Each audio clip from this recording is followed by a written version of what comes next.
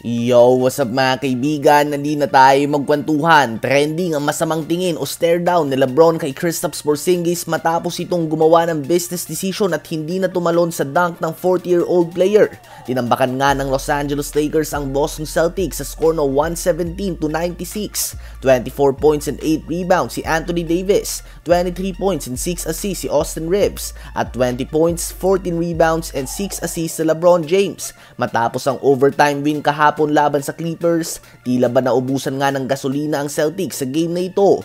Habang ang Warriors naman ay bumawi matapos na makomeback kahapon ng Sacramento Kings, tinambakan din nila ang Chicago Bulls sa score na 131-106. Nagtala lang nga ng combined 48 points ang starters ng Warriors, subalit nag-init nga ang kanilang bench at nagtala ito ng combined 83 points sa panguna ng 20 points si Quinton Post. Na-outscore nga nila ang Chicago Bulls ng 68-42 sa second half at ito nga ang nagtulak sa kanila upang makuha ang lopsided win.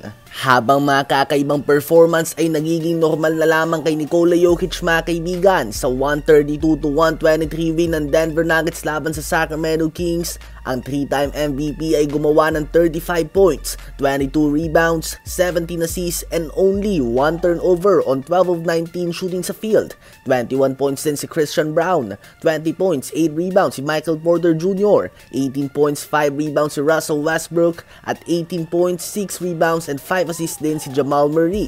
Nagtala din nga ng 23 points, 19 rebounds and 8 assists si Domantas Sabonis, subalit na overshadow na nga ito ng performance si Jokic na may kasama pang full court shot mga kaibigan. Historic level na nga talagang nilalaro ni Jokic ngayon at kahit na hindi na gusto ng NBA na ibigay sa kanya ang MVP, malamang ay wala nga silang magagawa kung patuloy na maglalaro si Jokic ng ganitong level.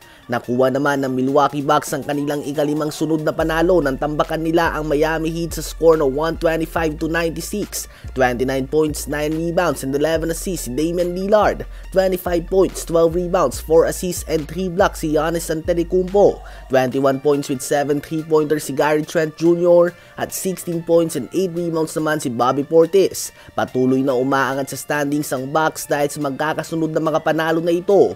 Kahit na wala si Luka Doncic, Klay Thompson, Najee Marshall at Derek Lively II ay tinalo pa din nga ng Dallas Mavericks ang number 1 sa West na OKC Thunder sa score na 121-115.